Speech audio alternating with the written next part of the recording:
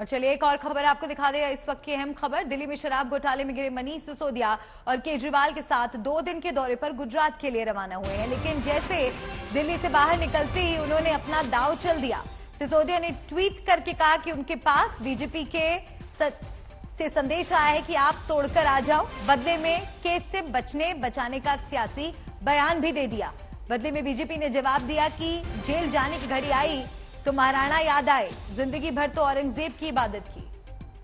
सिसोदिया ने यहां जाति दांव भी चल दिया है। वो महाराणा प्रताप के वंशज नहीं, उन्होंने अपने ट्वीट में लिखा कि किसी के आगे वो झुकेंगे नहीं। सिसोदिया के बयान के बाद बीजेपी अब एक्शन में है। अनुराग ठाकुर ने सीधे केजरीवाल से सवाल पूछा कि आखिर घोटाले पर उनका मौन जो है वो कब टूटेगा। ठाकुर ने कहा कि केजरीवाल ने न तो पहले स्वास्थ्य मंत्री को हटाया और न कि अब शिक्षा मंत्री को।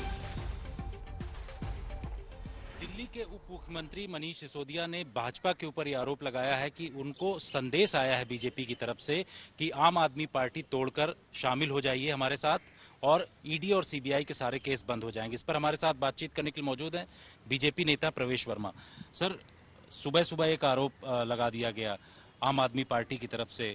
खुद डिप्टी सीएम मनीष सिसोदिया कह रहे हैं कि आम आदमी पार्टी तोड़ करके बीजेपी में आ जाइए, सारे केस बंद। अब ये मनीष सिसोदिया जी सुबह सुबह क्या भांग खाकर उठते हैं, क्या सुबह सुबह अपनी 1+1 की जो स्कीम है शराब की, क्या उसको ये अवेल कर लेते हैं, मैं नहीं समझ पाता। उनको सुबह सुबह उठकर प्राणायाम करना चाहिए, उनको कपालभाति करनी चाहिए, भस्त्रिका प्राणायाम करना चाहिए, अनुलोम विलोम करना चाहिए, ओम का उच्चारण करना चाहिए, तो उनकी बुद्धि, उनका मन वो शांत रहेगा। मगर सुबह सुबह बेबुनियाद कुछ भी बोल देना, रात को क्या सपना उन्होंने देखा और सुबह वो क्या बोल रहे हैं। एक दिल्ली का उप मुख्यमंत्री, एक राज्य का उप मुख्यमंत्री ऐसी बेतुकी बात अगर करे तो उसका कोई क्या जवाब दे। तो उनको नाम बताना चाहिए कि उनको जो है किस आदमी ने ऑफर किया है कि वो भारतीय जनता पार्टी में आ जाएं। वो 100 बार भी नाक अपनी रगड़ लेंगे सड़क पर तो भी भारतीय जनता पार्टी उनको नहीं लेगी। उन्होंने ये भी कहा है कि मैं राजपूत हूं, सिसोदिया वंश का हूं, अगर मुझे इस तरीके से ऑफर दिया जाएगा उसके बावजूद भी मैं नहीं जाऊंगा। और एक तरीके से उन्होंने कार्ड खेलने की कोशिश की और कहा कि मैं ईमानदार हूं और कट्टर ईमानदार रहूंगा। देखिए, राजपूत जितना मैं मानता हूं, जो राजपूत होते हैं वो देश के लिए उन्होंने अपना बलिदान दिया है। उन्होंने देश में कभी 1 रुपए का भ्रष्टाचार नहीं किया। उन्होंने हमारी देश की आज़ादी के लिए संघर्ष किया है।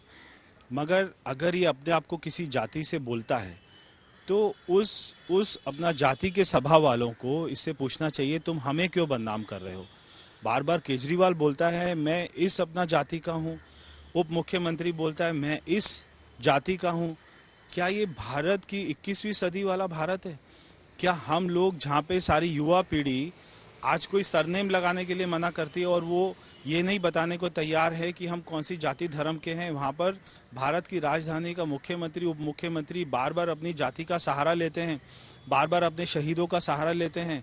अगर उन्होंने भ्रष्टाचार नहीं किया तो उनको खुलेआम आकर सामने जांच एजेंसी का सामना करना चाहिए।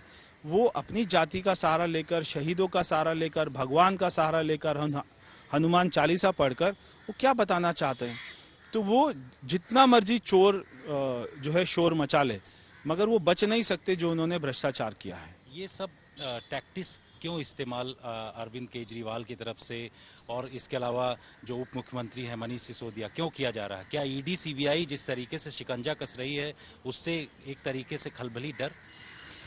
देखिए, बिल्कुल अभी उन्होंने खुद ही बोल दिया और आप देखेंगे कि जब से ये सीबीआई हुआ है, छापा पड़ा है, अभी तक अरविंद केजरीवाल ने एक भी बार आकर जो है मीडिया के सामने आकर टेलीविजन पर मनीष सिसोदिया का जो है बचाव नहीं किया है।